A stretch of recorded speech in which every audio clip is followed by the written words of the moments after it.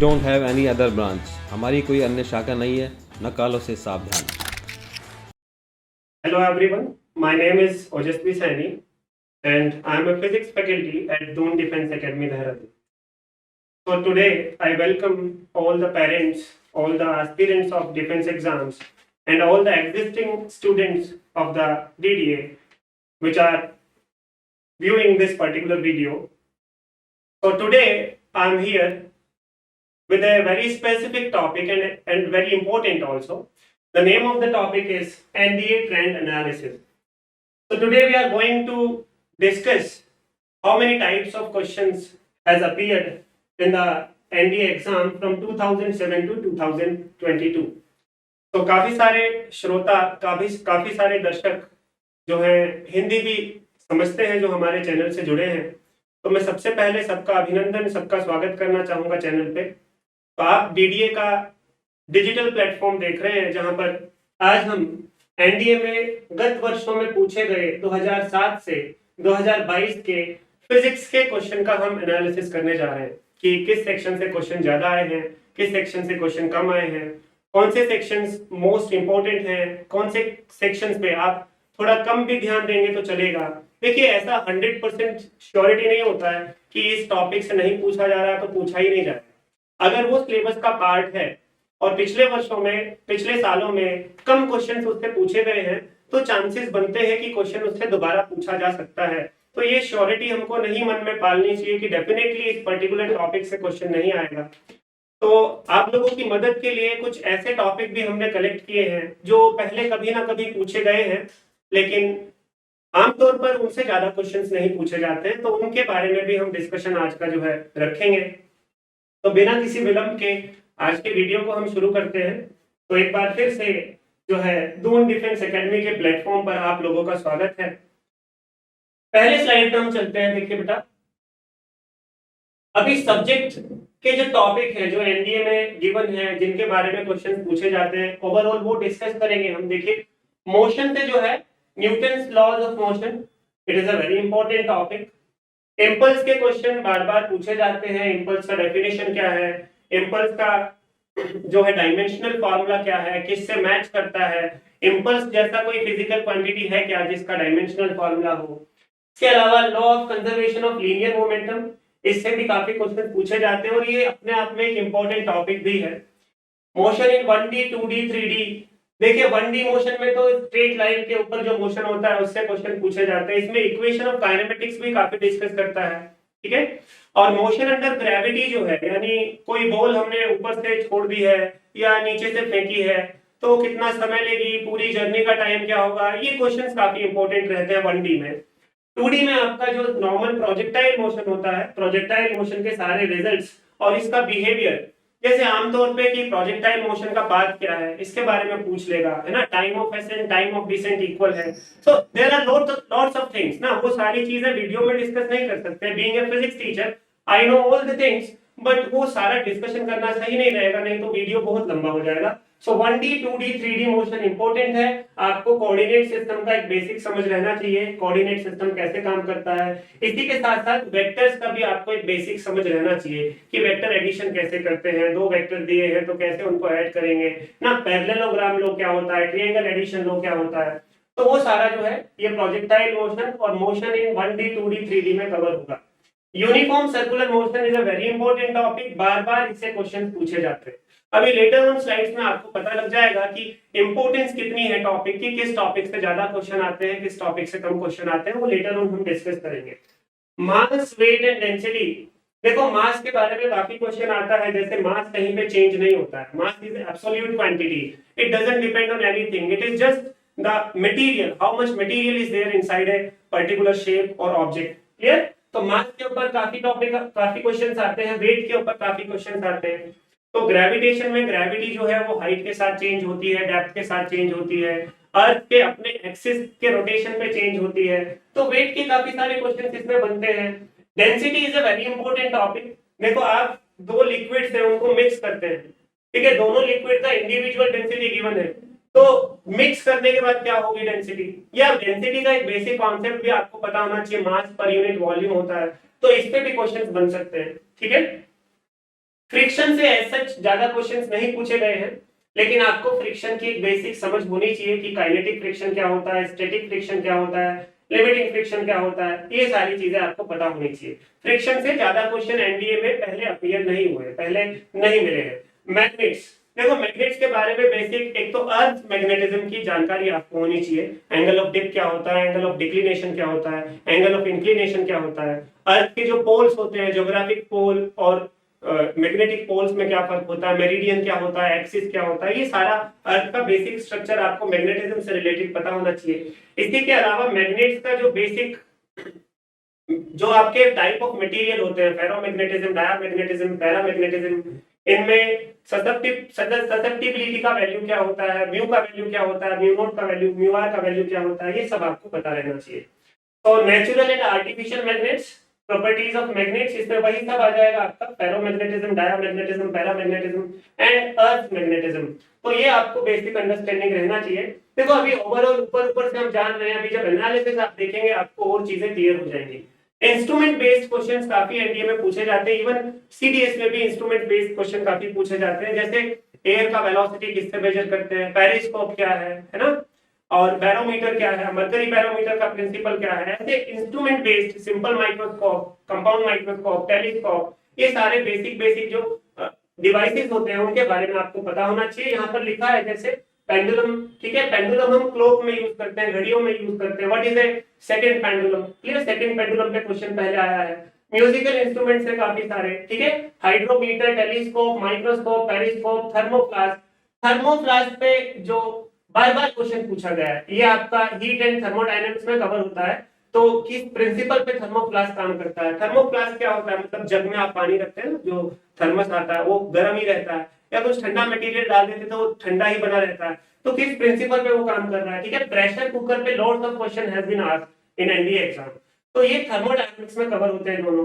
Periscope, microscope, telescope, ये आपका optics में कवर होता है। पेंडुलम एसएचएम में कवर होता है, ठीक है। म्यूजिकल इंस्ट्रूमेंट सारे साउंड में कवर होते हैं, क्लियर। हाइड्रोमीटर आपका फ्लूइड में कवर होता है। तो ये आपको बेसिक पता रहना चाहिए। देखो एक्सरे के ऊपर बार बार क्वेश्चन आया हुआ है, एक्सरे का वेवलेंथ क्या होता है, ये मतलब कुछ ऐसी बेसिक चीजें हैं जो आपको बार बार एग्जाम में रिपीटेटिवली देखने को मिलेंगी, ठीक है। देखो एग्जाम की जब आप तैयारी कर रहे हैं, there should be some strategy, you should be knowing what questions are being asked repetitively, like again and again they are coming, they are appearing in exam. तो वो आपको पता रहना चाहिए। तो सेल के बारे में बेसिक अंडरस्टैंडिंग आपको होनी चाहिए। सेल ये कोशिका वाला सेल नहीं है, बायोलॉजी वाला सेल नहीं है, ये फिजिक्स वाला सेल है। साउंड से तो पूछो ही मत कि कितने क्वेश्चन पूछे गए ना। अगर वेव के बारे में कुछ आता है तो साउंड के बारे में आता है। बेसिक अंडरस्टैंडिंग साउंड की आपको होनी चाहिए कि भैया अल्ट्रासाउंड, अल्ट्रासोनिक वेव्स क्या होती है ना, जो आपकी ऑडिबल फ्रीक्वेंसी की वेव्स होती हैं वो उनका फ्रीक्वेंसी रेंज क्या होता है, अल्ट्रासोनिक का क्या होता है, ठीक है। इसमें लाउडनेस क्या है, इसमें जो है पिच क्या है, ये सारे कॉन्सेप्ट्स आपको आने चाहिए। इको मेथड जो है, रडार मेथड, सोनार मेथड बेस्ड जो मेजरमेंट मेथड होते हैं आपके, उन पे भी क्वेश्चंस काफी आते हैं, ठीक है। अब अभी आ जाते हैं हीट एंड टेम्परेचर पे, इंपॉर्टेंट टॉपिक है, काफी क्वेश्चंस इससे पूछे जाते हैं। हीट कैपेसिटी से काफी क्वेश्चंस आते हैं। स्पेसिफिक हीट, इसमें चाहे सीपी हो, सीवी हो, ये बेसिक क्वेश्चंस इसमें बनते हैं। इसके अलावा लेटेंट हीट, यानी जब स्टेट चेंज होती है, कभी कभी तो ग्राफ का सिंपल क्वेश्चन आ जाता है कि जो है लिक्विड से गैस से लिक्विड बन रहा है, लिक्विड से सॉलिड बन रहा है, उसमें 3-4 ग्राफ आपको दे दिए तो आप पहचानोगे कि कहां पर क्या। लेटेंट हीट में आपको सारा बेसिक आइडिया होना चाहिए, ठीक है। Modes of transfer of heat, इसलिए काफी इंपॉर्टेंट है, जिसमें आप पढ़ते हैं कि रेडिएशन एक मेथड है जिससे हीट ट्रांसफर हो सकती है, कन्वेक्शन है ना, कंडक्शन है, ये सब आपको।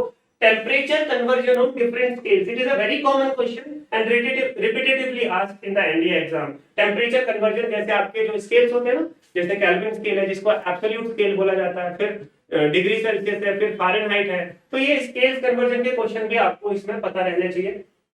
फिर आता है प्रेशर एंड वॉल्यूम। प्रेशर का एक बेसिक आइडिया, प्रेशर जो है पास्कल्स लॉ में भी डिस्कस किया जाता है, पास्कल्स लॉ से काफी क्वेश्चन आते हैं। ये सारा जो है ना, ये आपका फ्लूइड का टॉपिक है, फ्लूइड डायनेमिक्स, ठीक है। तो प्रेशर से, वॉल्यूम से, Archimedes principal it is a very important topic, काफी क्वेश्चन इससे पूछे गए।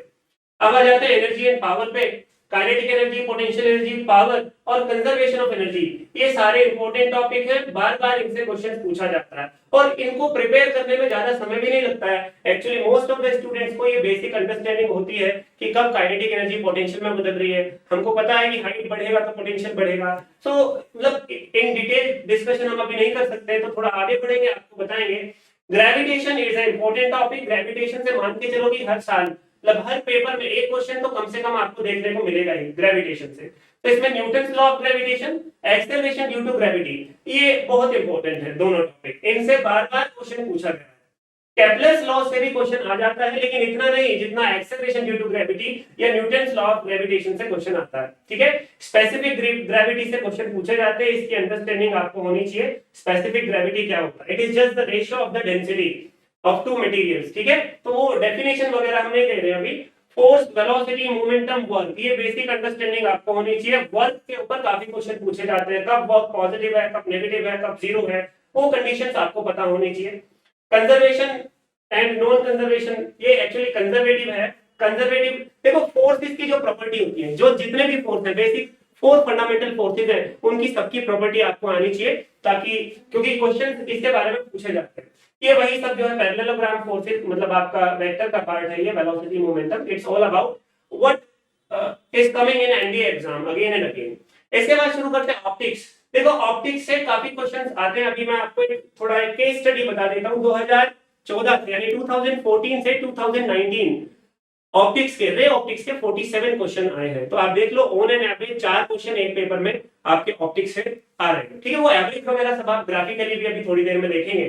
सो optics is a very important topic. देखो आई की जो इलनेस होती है, ह्यूमन आई की इलनेस, उनसे क्वेश्चन काफी पूछे जाते हैं। नॉर्मल प्लेन मिरर का, स्फेरिकल मिरर का क्वेश्चन, जो मिरर में जो इमेज फॉर्म होती है उसकी प्रॉपर्टी के बेस पे काफी क्वेश्चन आते हैं। ठीक है, इसके अलावा रिफ्रैक्शन यानी जो आपका रिफ्रैक्टिव इंडेक्स है, रिफ्रैक्टिव इंडेक्स पे बहुत सारे क्वेश्चन पूछे जाते हैं। Refractive index is what? It is the ratio of light in two different media. इस तरीके से कुछ डिफाइन करते हैं। तो वो सारी चीजें आपको जो है ना, इन पे इंपॉर्टेंट फोकस रखना है। ठीक है, इसके अलावा लेंसेज एंड मिरर्स, इसमें सारा स्फेरिकल आपका कवर हो जाएगा। प्रिज्म से भी क्वेश्चन पूछा गया है कभी कभी, तो वो यहाँ पर लिखा नहीं हुआ है, लेकिन आप समझे कि ऑप्टिक्स एक बहुत इंपॉर्टेंट टॉपिक है, और खासकर जो रे ऑप्टिक्स है। ठीक है, एटमॉस्फेरिक रिफ्लेक्शन से बार बार क्वेश्चन पूछा हुआ है। सुबह सूरज लाल क्यों दिखता है, शाम को क्यों लाल दिखता है, ऐसे कुछ बेसिक क्वेश्चन। ठीक है, इंद्रधनुष यानी रेनबो कैसे फॉर्म होता है, कितने टाइप के रेनबो होते हैं, ये बेसिक अंडरस्टैंडिंग आपको होनी चाहिए। लेकिन next topic is electricity. Electricity में देखो करंट से काफी क्वेश्चन पूछे जाते हैं। Ohmic and non ohmic conductor से पूछे जाते हैं। ओमिक सब्सटेंस से नॉन ओमिक सब्सटेंस से पूछा जाता है। ओम्स लॉ के बारे में काफी क्वेश्चन आए, स्पेसिफिकली वेरी इंपॉर्टेंट टॉपिक है। आर की प्रॉपर्टी के यानी रेजिस्टेंस की प्रॉपर्टी, रेजिस्टेंस का फार्मूला किस पे डिपेंड करता है, किस पे डिपेंड नहीं करता है। Again and again questions are coming in NDA exam. Basic current का अंडरस्टैंडिंग आपको होना चाहिए, करंट का डायरेक्शन कैसे लेते हैं ना, इलेक्ट्रॉन कैसे फ्लो करते हैं, what is a battery, how it is responsible for the flow of current in the circuit, ये सारी आपको अंडरस्टैंडिंग इसमें रहनी चाहिए।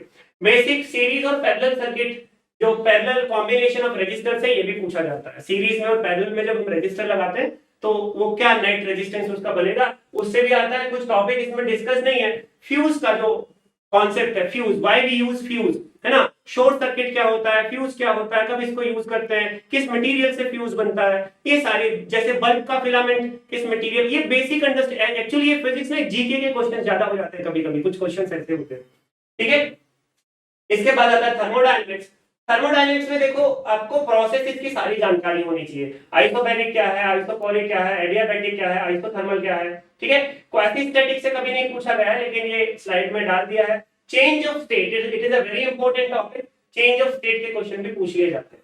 लॉज ऑफ थर्मोडायनेमिक्स में बेसिक आपको अंडरस्टैंडिंग होनी चाहिए कि वो क्या कह रहे हैं, उनका स्टेटमेंट क्या है, उसका फिजिकल मतलब क्या है, ये आपको समझ में रहना चाहिए। ठीक है, तो ये आपके सामने टेबल है। ये 2007 से 2022 यानी बिल्कुल रीसेंट जो आपका एग्जाम हुआ है, उस एग्जाम का ये टेबल है। ये आपको बता रहा है, ये ट्रेंड एनालिसिस है कि किस पर्टिकुलर सेक्शन से कितने क्वेश्चंस आपके आए हैं। देखो properties of matter, properties of matter में क्या क्या डिस्कस होता है, we will see later on. Properties of matter में काफी सारे चैप्टर्स आपके डिस्कस होते हैं। आप देख रहे हैं ये आपका पूरा का पूरा टेबल है। देखो कभी कभी एनडीए में ऐसा हो जाता है किसी एग्जाम में एक भी क्वेश्चन नहीं आया, देखो यहाँ पर 0 0 0 या 0 0 0 0, तो काफी सारे एग्जाम्स में क्वेश्चन नहीं आया, तो ऐसी कुछ सर्टेनिटी नहीं होती है, कोई 100% आपको नहीं कह सकता है। कुछ पर्टिकुलर टॉपिक ऐसे हैं जिनमें सर्टेनिटी नहीं है, लेकिन कुछ टॉपिक ऐसे हैं जिनमें सर्टेनिटी है। जैसे ऑप्टिक्स से क्वेश्चन आएगा, करंट इलेक्ट्रिसिटी से क्वेश्चन आएगा, ग्रेविटेशन से क्वेश्चन आएगा, ठीक है, साउंड से क्वेश्चन आएगा, एक्सरे, ये जो आपकी रेज होती है ना, वेव्स होती है, इलेक्ट्रोमैग्नेटिक वेव का जो स्पेक्ट्रम है, इससे क्वेश्चन आने की संभावना रहेगी। तो कुछ टॉपिक्स तो ऐसे हैं जिनसे डेफिनेटली क्वेश्चन पूछे जाएंगे। जैसे आप देखते हैं मैकेनिक्स, कभी भी 0 नहीं रहा। Mechanics it is a very wide subject ना, very wide topic of the physics. तो मैकेनिक्स से डेफिनेटली आपको क्वेश्चन मिलेंगे। मैकेनिक्स में क्या क्या कवर होता है? मैकेनिक्स में आपका जो काइनेमेटिक्स का सेक्शन है, न्यूटन्स लॉज ऑफ फोर्सेस है, वर्क एनर्जी एंड पावर है, रोटेशनल मोशन है, ठीक है, और इसमें तो ग्रेविटेशन को भी इसी में कंसीडर किया है मैकेनिक्स में। तो वो सारे कुल मिलाकर जो है मैकेनिक्स का पार्ट काफी ज्यादा हो रहा है। आप देख रहे हैं 156 क्वेश्चन जो है सबसे ज्यादा कहेंगे, नहीं सबसे ज्यादा है इलेक्ट्रिसिटी एंड मैग्नेटिज्म में। तो मैकेनिक्स सेकंड नंबर पे आपका है, मैकेनिक्स से काफी क्वेश्चन आते हैं, ठीक है। अब लेटर ऑन हम डिस्कस करेंगे मैकेनिक्स में क्या ज्यादा आता है, मैकेनिक्स में कब क्या कम आता है, वो अभी देखेंगे। ग्रेजुअली थोड़ा आगे बढ़ते हैं। ये हीट एंड थर्मोडायनेमिक्स का पूरा शेयर है। आप देख रहे हैं 77 क्वेश्चन हीट एंड थर्मोडायनेमिक्स में अपीयर हुए 2007 से लेके और 2022 तक के पेपर्स में, क्लियर। तो वेव्स भी देखिए काफी इंपॉर्टेंट है, छोटा यूनिट है, छोटा चैप्टर है। वेव्स में बेसिकली साउंड के बारे में ज्यादा पूछा जाता है या प्रॉपर्टीज ऑफ वेव्स के बारे में ज्यादा पूछा जाता है, जैसे ट्रांसवर्स वेव, लॉन्गिट्यूडनल वेव, किस मटेरियल में वेव की स्पीड ज्यादा होगी, किस में कम होगी, इस तरीके के क्वेश्चंस वेव से आपको देखने को मिलते हैं, ठीक है। और इसके अलावा जो मैंने आपको अभी डिस्कस किया था, पिच का जो कॉन्सेप्ट है, लाउडनेस का जो कॉन्सेप्ट है, इको का जो कॉन्सेप्ट है, ठीक है, अल्ट्रासोनिक वेव्स का जो कॉन्सेप्ट है, वो सब वेव्स में ही कवर होता है। देखिए वेव्स में से काफी थ्योरेटिकल क्वेश्चन आते हैं, न्यूमेरिकल जो है आपके काफी कम बनते हैं। तो वेव्स को तो आप अगर पढ़ भी लेंगे, सिर्फ नोट्स इससे पढ़ लेंगे, तो काफी कुछ हेल्प आपको वेव्स में उससे मिलेगी, ठीक है। ऑप्टिक्स, अगेन ऑप्टिक्स के काफी क्वेश्चन आए। देखिए ऑप्टिक्स के ज्यादातर जो क्वेश्चन बनते हैं रे ऑप्टिक्स से बनते हैं। वेव ऑप्टिक्स से क्वेश्चन आने की संभावना बहुत कम होती है, हम मना नहीं कर सकते कि नहीं आते। बिल्कुल बेसिक आइडिया कि भैया इंटरफेरेंस क्या होता है, कोहेरेंट सोर्सेज क्या होते हैं, ठीक है ना। इंटरफेरेंस में फ्रिंज विड्थ का जो कॉन्सेप्ट है वो कब ज्यादा होता है, कब कम होता है, डिफ्रेक्शन जो है कैसा पैटर्न उसमें मिलता है, क्लियर है। पोलराइजेशन बिल्कुल सिंपल कि भैया पोलराइजेशन क्या होता है, कैसे कैसे अचीव किया जा सकता है, ठीक है। एक पोलराइज्ड और नॉन पोलराइज्ड वेव में क्या फर्क है, ये बेसिक अंडरस्टैंडिंग आपको होनी चाहिए। मतलब इसमें ज्यादा इन डेप्थ जाने की जरूरत नहीं है, लेकिन फिर भी पढ़ना तो ये पड़ेगा ही, ऐसा नहीं कि छोड़ देंगे इसको। तो वेव्स का, ऑप्टिक्स का, ये मतलब ऑप्टिक्स की बात हम कर रहे थे ना, यस वेव ऑप्टिक्स की बात कर रहे थे। तो ये भी आपको यहाँ देख रहे हैं काफी क्वेश्चन आए, जरा देखो जरा 3 4 1 3, ये तो काफी पुराने पेपर है, रिसेंट के पेपर जरा आप देखें 5 3 3 5 5, तो काफी ज्यादा नंबर ऑफ क्वेश्चन इसमें जो है आपके अपीयर हुए। इलेक्ट्रिसिटी एंड मैग्नेटिज्म, देखो ये पूरा कवर करता है इलेक्ट्रिसिटी को, इसमें चाहे एसी करंट हो चाहे डीसी करंट हो, दोनों को ये कवर करता है। मतलब आपका जनरेटर से लेके, ट्रांसफार्मर से लेके, और नॉर्मल जो डीसी करंट होता है जो सेल हमें प्रोवाइड करता है, और इसके अलावा मैग्नेटिक बिहेवियर जो होते हैं मटेरियल्स के, अर्थ मैग्नेटिज्म जो होता है, वो सब इसमें कवर होता है आपका इलेक्ट्रिसिटी एंड मैग्नेटिज्म में। और इसमें इलेक्ट्रोस्टैटिक भी आपका कवर हो रहा है, चार्जेस की क्या प्रॉपर्टी है, फील्ड की क्या प्रॉपर्टी है, फील्ड लाइन की क्या प्रॉपर्टी है, वो सब इसमें कवर हो रहा है। एक्चुअली देखा जाए ना तो ये आपका 12th का पूरा फर्स्ट बुक है, तो इसीलिए इससे क्वेश्चंस काफी ज्यादा आपके अपीयर हो रहे हैं, ठीक है। मैकेनिक्स जो है आपका वो पूरा 11th का फर्स्ट बुक है, तो आप देख रहे हैं कि वहां से भी क्वेश्चंस काफी ज्यादा अपीयर इसमें हो रहे हैं, ठीक है। So last is modern physics. Modern physics का शेयर रिलेटिवली थोड़ा कम रहता है, लेकिन अभी कुछ प्रीवियस ईयर क्वेश्चंस में मॉडर्न फिजिक्स ज्यादा पूछा गया है। तो ट्रेंड जो है वो काफी अनप्रेडिक्टिव वे में चेंज भी हुआ है, जो प्रीवियस कुछ ईयर्स के जो पेपर्स हमने स्टडी किए हैं। चलिए ये टेबल आपके सामने है, जरा इसका, ये बहुत इंपॉर्टेंट स्लाइड है, इसके बारे में जरा आप देखें। इसको थोड़ा साइड में कर देते हैं, ये नहीं तो दिक्कत करेगा। देखिए ये कुछ हो सकता है कि आपको, क्योंकि फॉन्ट साइज बहुत छोटा है, तो आई होप कि आपको दिख रहा होगा स्क्रीन पे, या दिख जाएगा लेटर ऑन जब भी वीडियो पोस्ट होगा।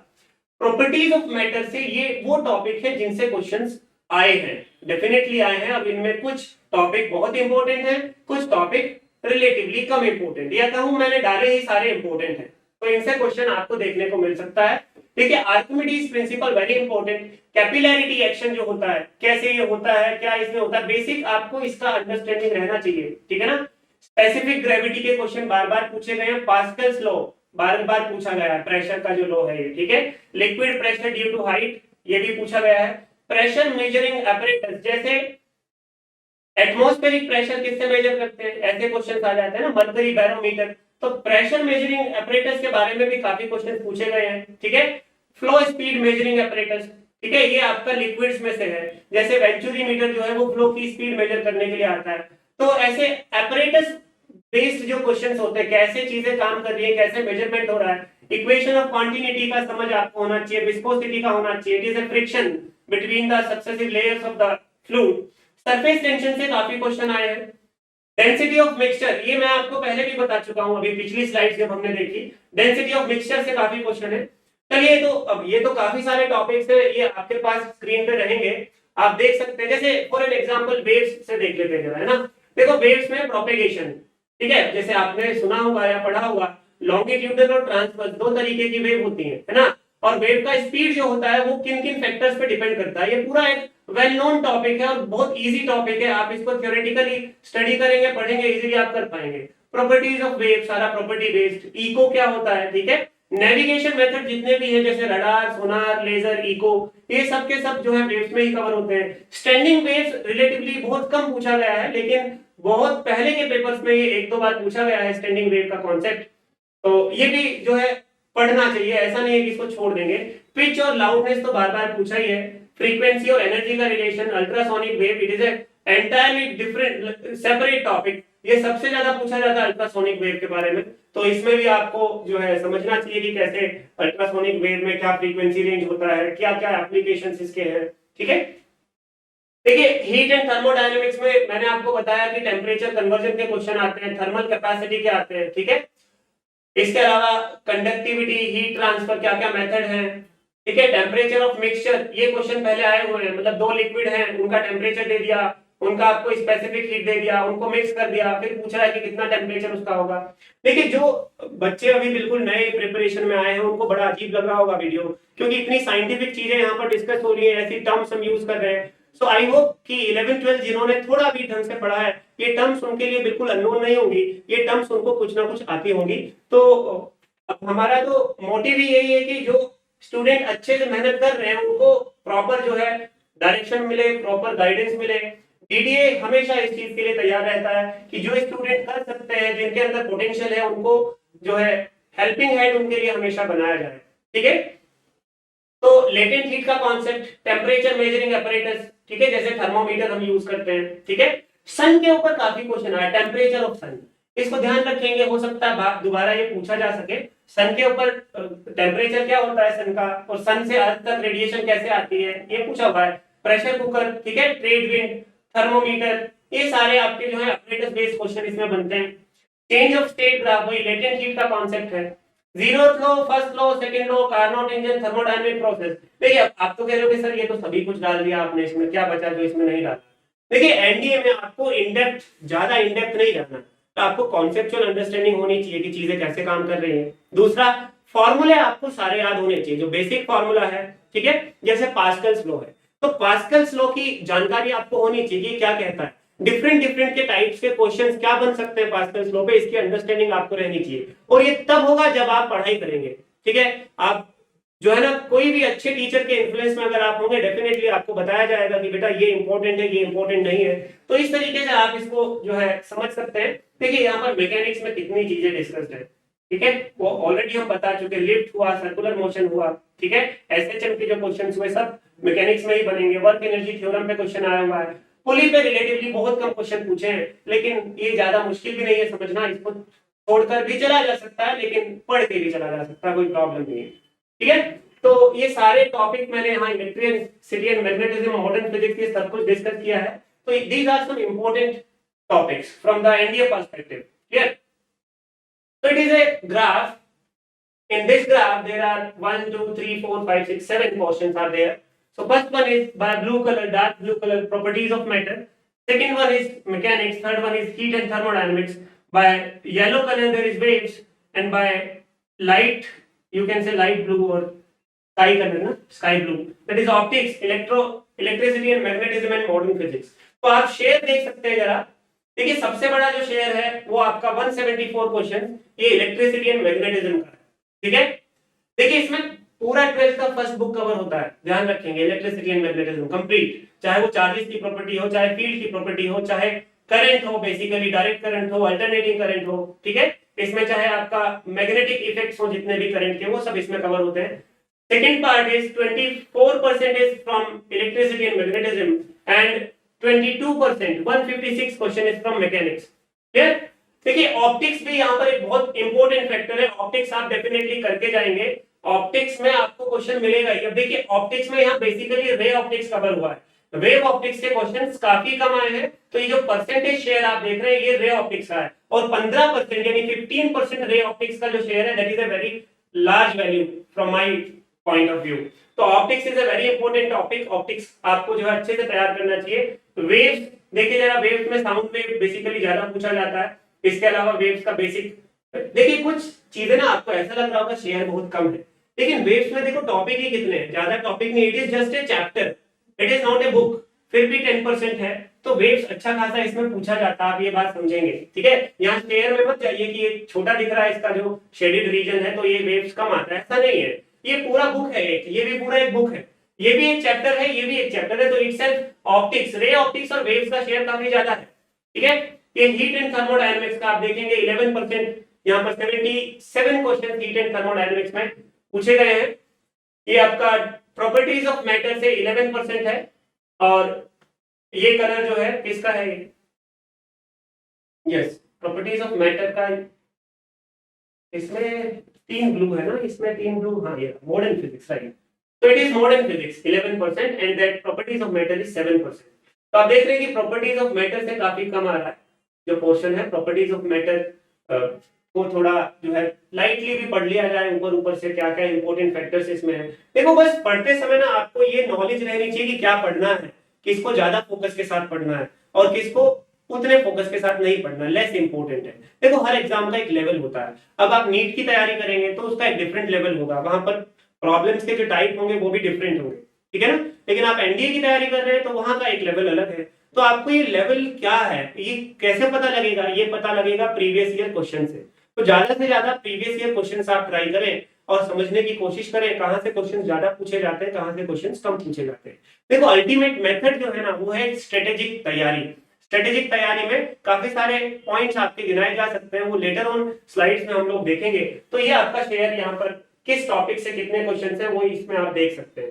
देखिए ये भी बहुत इंपॉर्टेंट डिस्कशन है, यहाँ पर आपको एवरेज वैल्यू भी मिलेगी, इसको बोलते हैं whisker plot, it is a different kind of plot. यहाँ पर लिखा है फर्स्ट, यानी जितने भी फर्स्ट पेपर हुए ईयर के, ठीक है ना, एक साल में 2 पेपर आपके एनडीए के होते हैं, 2 एग्जाम होते हैं, सो it is the whisker plot for first paper and it is the whisker plot of second paper. देखो इसको ऐसा समझा जा सकता है, ये जो ऑरेंज वाला पोर्शन है मैकेनिक्स का है, तो देखिए सबसे नीचे जो है आपका 2 पे, ये इसका जो है ना ये एक हैंडल जैसा यहाँ से निकल रहा है, it is minimum it is 2 and maximum it is 8, it means in a single paper in first paper, okay, first papers of the year, so years, so single paper में मिनिमम 2 और maximum 8 question आपको mechanics से देखने को मिले first paper में, और यहाँ सेकंड में देखिए जरा minimum 2 and maximum more than 8, it is approximately 9, लेकिन एवरेज अगर देखें तो average is approx 4-5 questions average. यहाँ ये लाइन जो है ये एवरेज को डिपिक्ट कर रही है, एवरेज को शो कर रही है, ठीक है। तो इस ग्राफ से आपको एवरेज बिहेवियर भी हर एक पर्टिकुलर टॉपिक का पता लग रहा है। मैकेनिक्स का स्प्रेड देखो काफी ज्यादा है, स्प्रेड ज्यादा होने का मतलब कि किन्हीं पेपर्स में काफी कम क्वेश्चंस भी हैं, किन्हीं में ज्यादा भी, लेकिन कम से कम कितना है 2 क्वेश्चंस है, ओके। सो इस तरीके से इसको स्टडी किया जा सकता है, फर्स्ट और सेकंड का अलग अलग से है। तो आप देख सकते हैं ऑरेंज वाला जो पार्ट है मैकेनिक्स एंड ग्रीन वाला जो पार्ट है that is electricity and magnetism, काफी ज्यादा है इसमें। देखो ब्लू काफी ज्यादा है, what is blue, properties of matter, clear. So आपके सेकंड पेपर्स में रिलेटिवली प्रॉपर्टीज ऑफ मैटर के क्वेश्चन काफी पूछे हुए हैं, मिनिमम 0 से लेके और मैक्सिमम यहाँ पर 5-6 जो के करीब ये पहुंच रहा है, क्लियर। तो ये ट्रेंड एनालिसिस है एनडीए प्रीवियस ईयर क्वेश्चंस का। Next is it is a different kind of plot. यहाँ पर एरिया में आप देख सकते हैं जिसका एरिया ज्यादा है यानी वो ज्यादा अपीयर हुआ है, वो ज्यादा क्वेश्चंस पूछे गए हैं। आप देखेंगे कि देखो ग्राफ तो सेम ही डेटा से जनरेट हुए हैं लेकिन परसेप्शन थोड़ा बदल जाता है, आप ढंग से समझ पाते हैं, बस इतना सा फर्क है। यहाँ पर भी आपका green portion, this sky blue portion and this dark blue portion, sorry this orange portion, इनका शेयर काफी ज्यादा आप देख सकते हैं। सो ग्रीन कलर में यहाँ पर क्या इलेक्ट्रिसिटी एंड मैग्नेटिज्म है और ऑरेंज कलर में मैकेनिक्स है, दोनों काफी इंपॉर्टेंट टॉपिक है। इसके अलावा जो स्काई ब्लू कलर है इसमें ऑप्टिक्स है, देखिए सो ऑप्टिक्स का एरिया भी काफी ज्यादा है। Optics itself is a chapter not a particular book. Mechanics में पूरा बुक बन जाता है 11th क्लास का, ठीक है ना, और इलेक्ट्रिसिटी एंड मैग्नेटिज्म में 12th का फर्स्ट पार्ट पूरा बन जाता है। तो आप देख सकते हैं ऑप्टिक्स का शेयर काफी ज्यादा है यहाँ पर, है ना, इसको इस वे में थोड़ा सा समझें आप। तो यहाँ पर सबसे कम शेयर जो है ये डार्क ब्लू जो है प्रॉपर्टीज ऑफ मैटर का है। प्रॉपर्टीज ऑफ मैटर से रिलेटिवली कम क्वेश्चंस आपके पूछे जाते हैं, ठीक है। तो आगे बढ़ते हैं जरा, ये वही डेटा है, बस अब जो है हर एक जो जैसे first paper second paper 2007, but ये आपको बार ग्राफ में मिल रहा है। यहाँ पर वैल्यू भी लिखी है कि इस पर्टिकुलर साल में 7 क्वेश्चन आए, ठीक है। देखो 7 क्वेश्चन यहाँ पे पूछे गए, क्या है it is electricity and magnetism. तो 2007 के फर्स्ट पेपर में 7 क्वेश्चन इलेक्ट्रिसिटी एंड मैग्नेटिज्म से पूछे गए, फिर 8 भी जाता है, देखो ये, ठीक है ना। देखो यहाँ पर ऑरेंज प्लॉट जो है ना 13 तक जाता है, तो मतलब मैकेनिक्स के 13 क्वेश्चन थे पूरे पेपर में। अब मैकेनिक्स यहाँ काफी कुछ कवर करता है, ठीक है, काइनेमेटिक्स हुआ, न्यूटन्स लॉज ऑफ फोर्सेस हुए, या वर्क पावर एंड एनर्जी हुआ, रोटेशनल मोशन हुआ, ग्रेविटेशन हुआ, एसएचएम हुआ, ये सब आपका मैकेनिक्स में ही कवर हो रहा है। तो कुल मिलाकर देखो काफी हाई यहाँ पर वैल्यू जा रही है आपकी, ठीक है। सो इस तरीके से आप इसको स्टडी कर सकते हैं। Next is it is also a different kind of plot. इसमें जितना लाइन आपको बाहर दिख रही है मतलब उतने ज्यादा क्वेश्चन है। देखो ये वही 2014 का फर्स्ट पेपर जिसकी हम बात कर रहे थे ना, जिसमें 13 क्वेश्चन यहाँ पर आए थे, तो काफी बाहर जा रही है ऑरेंज लाइन, ग्रीन लाइन भी काफी बाहर जा रही है, ठीक है। आप देखेंगे कि ये जो लाइन है आपकी काफी अंदर भी कुछ लाइंस है, येलो कलर काफी अंदर है, क्योंकि वेव्स जस्ट एक चैप्टर है ना, लेकिन देखो एक चैप्टर होने के नाते वेव से काफी ज्यादा पूछा जाता है। लेकिन ओवरऑल शेयर आप देखेंगे यहाँ पर कहीं पर तो एक बुक है पूरी, कहीं पर एक चैप्टर है, तो उस हिसाब से इसको थोड़ा सा आपको समझना पड़ेगा। Waves is a very important chapter, clear. So it is some other kind of representation, just year by year some area, shaded area is given in different colors and every color represents a different topic or a different section of the physics। तो वो same ही data से graph generated है, इसमें भी आप देख पाएंगे कि कितना पोर्शन कहां से कैसे कैसे कवर किया गया है एनडीए में। तो देखिए मेरा जो पर्सपेक्टिव है, चलिए मेरा पर्सपेक्टिव हम डिस्कस करेंगे। पहले ये देख लें भाई, देखिए हमेशा हर साल के पेपर में फिजिक्स के लगभग 25 क्वेश्चन रहते हैं, 25 क्वेश्चन रहते हैं फिजिक्स के लगभग, ठीक है। और इनका शेयर जो हो जाता है, क्योंकि 4 नंबर का एक क्वेश्चन हुआ तो लगभग 100 मार्क्स का फिजिक्स आपका रहेगा। Physics is a very important point from the perspective of NDA exam.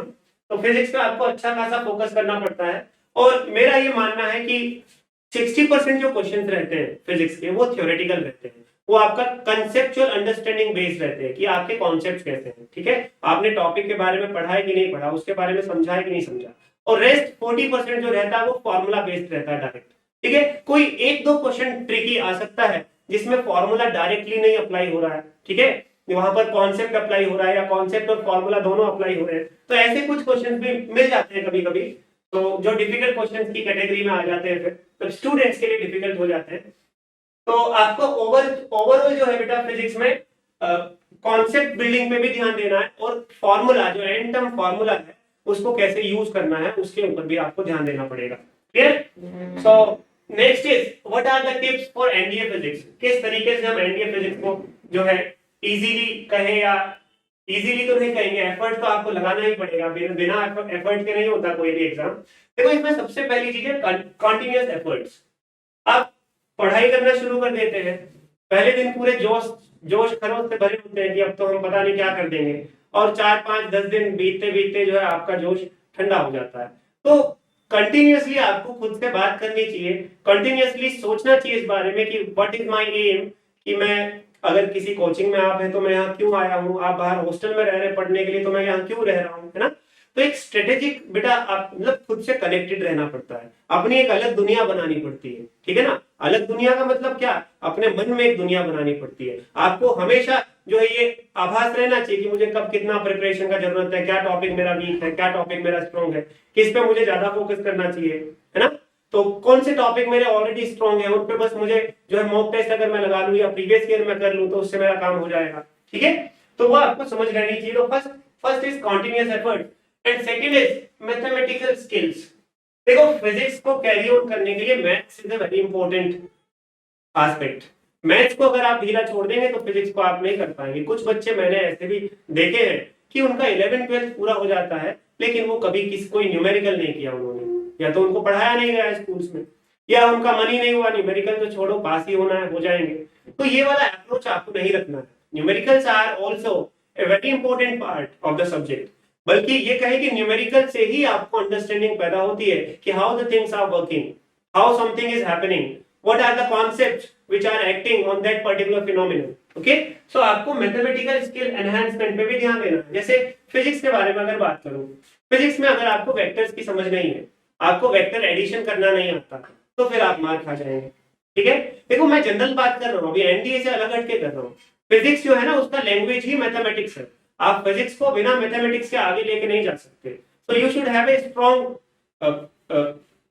Like strong background in mathematics. तो मैथमेटिकल स्किल्स पे जो है अपना इंप्रूवमेंट करना शुरू करें। तीसरी चीज ये है कि जब भी मान के चलो आप क्लास में हो, आपने नोट्स बनाए या आपने किसी एक्सटर्नल चैनल के थ्रू कहीं से नोट्स मिल गए आपको, तो जब आप वो नोट्स पढ़ रहे हैं तो आप उनको लिखें, बार बार लिखें। देखो ये एक साइकोलॉजिकल फैक्ट है कि लिखते समय ज्यादा लंबे समय तक वो पर्टिकुलर फैक्ट हमारे दिमाग में घूमता है, क्योंकि लिखने में टाइम लगता है। तो आप लिख रहे हैं चीजें तो ज्यादा अच्छा रहेगा, उसको रीड कर करके आगे बढ़ रहे हैं, that is not a efficient method. तो लिखने की जो है अपनी आदत डालें, जो भी आप पढ़े उसको लिखें, जो भी न्यूमेरिकल आप कर रहे हैं उसको लिखें। देखो समझ में तो आ जाता है, बच्चों की शिकायत रहती है, हम क्लास में बैठते हैं, टीचर हमको समझाता है, हमें सब समझ आता है, लेकिन 2-3 दिन बाद सब गोल हो जाता है। देखिए अल्टीमेट मेथड यही है, प्रैक्टिस प्रैक्टिस एंड प्रैक्टिस। आप लिख करके देखें, आप बार बार कॉन्सेप्ट को रिवाइज करें तो आपको चीजें खुद से याद हो जाएंगी। कुछ बच्चों की शिकायत होती है हमें फॉर्मूला याद ही नहीं होता सर। बेटा फॉर्मूले कभी ऐसे याद नहीं होते, जितना आप उनको प्रैक्टिस करेंगे। मतलब कोई न्यूमेरिकल ले लीजिए उस फॉर्मूला बेस्ड, ठीक है, उस फॉर्मूले बेस्ड न्यूमेरिकल को करके देखिए, तो बार बार जब वो रिपीट होगा आपके मेमोरी में, आपके माइंड में, तो वो आपको ऑटोमेटिकली याद हो जाएगा, उसमें अलग से याद करने की जरूरत नहीं पड़ती। कुछ बच्चे अलग से जो याद करने की कोशिश करते हैं, फिर वो लास्ट टाइम पे जो है ना वो उनकी हालत सही नहीं रहती है। तो फॉर्मूला आप रट नहीं सकते, रट भी लिया तो उसको यूज कैसे करना है पर्टिकुलर न्यूमेरिकल में, ये तो आपको करके ही पता लगेगा। तो लिखने की आदत आप डालें, ये सबसे इंपॉर्टेंट आदत है। Practice again and again after you read. एक बार आपने टॉपिक पढ़ लिया, कॉन्सेप्ट समझ लिया, तो जितनी बार लिखेंगे उतना फायदा है। ठीक है, तो लिखना एक बहुत अच्छी आदत होती है। आपको सब आ भी गया है तो भी लिख करके देखिए, उससे आपका कॉन्फिडेंस बिल्डअप होता है, आपको पता रहता है। एक बार आपने बिना देखे लिखा या बिना देखे किया तो आपके मन में एक ऐसी जो है ना कॉन्फिडेंस पैदा होता है कि हाँ मैं कर चुका हूँ एक बार बिना देखे, जब मैं एक बार कर चुका हूँ तो मैं कितनी भी बार कर सकता हूँ, है ना। यहाँ पर बहुत सारी चीजें जो है ना, आपका दिमाग के साथ भी आपको जो है कंसिस्टेंटली बातचीत करते रहना। ठीक है, लर्न इंपॉर्टेंट फॉर्मूलाज, ये तो है इंपॉर्टेंट। फिजिक्स में तो फॉर्मूला काफी सारे होते हैं, तो आपको ये लर्न करना है। देखो लर्न का मतलब यहाँ ये नहीं कि उसको रट लेंगे, रटना नहीं है, उस पर जितना प्रैक्टिस आप करेंगे तभी वो आपको अपने आप याद हो जाएंगे इंपॉर्टेंट फॉर्मूला जितने भी हैं। सेल्फ एनालिसिस, इसमें देखिए ये हर स्टूडेंट के लिए अलग से जो है डिस्कस हो सकता है। ये सबकी हालत, सबकी स्थिति अलग अलग होती है, कोई किसी पायदान पर है नॉलेज के, कोई किसी पायदान पर है। तो आपको खुद समझना है कि हम कितने पानी में हैं, कितने नहीं है, कितनी मेहनत की हमें जरूरत है, कौन सा पर्टिकुलर सब्जेक्ट हमारा वीक है, कौन सा सब्जेक्ट हमारा स्ट्रॉन्ग है, किसमें हमें कितनी मेहनत की जरूरत है, कितने दिन एग्जाम के बचे हैं, तो उतने दिन में किस तरीके से हमें एफिशिएंट वे में तैयारी करनी चाहिए। तो वो सब आपको सेल्फ एनालिसिस पार्ट में आपको वो सोचना चाहिए, अपने टीचर से या अपने जो है कोई गुरु जो आपके हो, जो आपको एनडीए की तैयारी करा रहे हो, तो उनसे इस बारे में डिस्कशन करना चाहिए। Next is focus more on your weak sections. ठीक है, जो सेक्शंस आपको डिफिकल्ट लगते हैं, वीक लगते हैं, उन पे आप फोकस ज्यादा बनाए रखें। देखिए एक कहावत या एक थॉट मुझे याद आ रहा है, डर जो होता है ना, ये थॉट एक्चुअली मेरे एक प्रोफेसर है, सर है, साइंटिस्ट है, उनके ऑफिस में ये थॉट लगा था, तो तब से ये मुझे याद है समहाउ कि डर कहीं बाहर नहीं होता है, डर हमारे मन में ही होता है, और हमें उसे अपने मन से ही ये समझना है कि डर कुछ है ही नहीं। जिन चीजों से आप डर रहे हैं, जिनको आप प्रैक्टिस नहीं कर रहे हैं डर करके, उनको करना शुरू करें।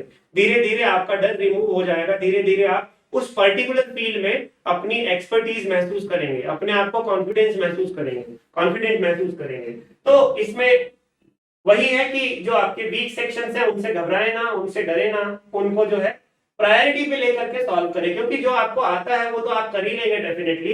तो वीक सेक्शंस इंपॉर्टेंट सेक्शंस है और वीक है, उन पे आप पहले ध्यान दें, ठीक है। जब आपके आखिरी दिनों का समय बचे, यानी एग्जाम नजदीक हो, अब वो आने ही वाला है नजदीक, ठीक है ना, अभी 1 मंथ का टाइम अप्रोक्सीमेटली आपके पास बचा है, तो अभी वैसा ही समय आने वाला है वो 10-20 दिन में। तो solve mock and previous years paper, ठीक है।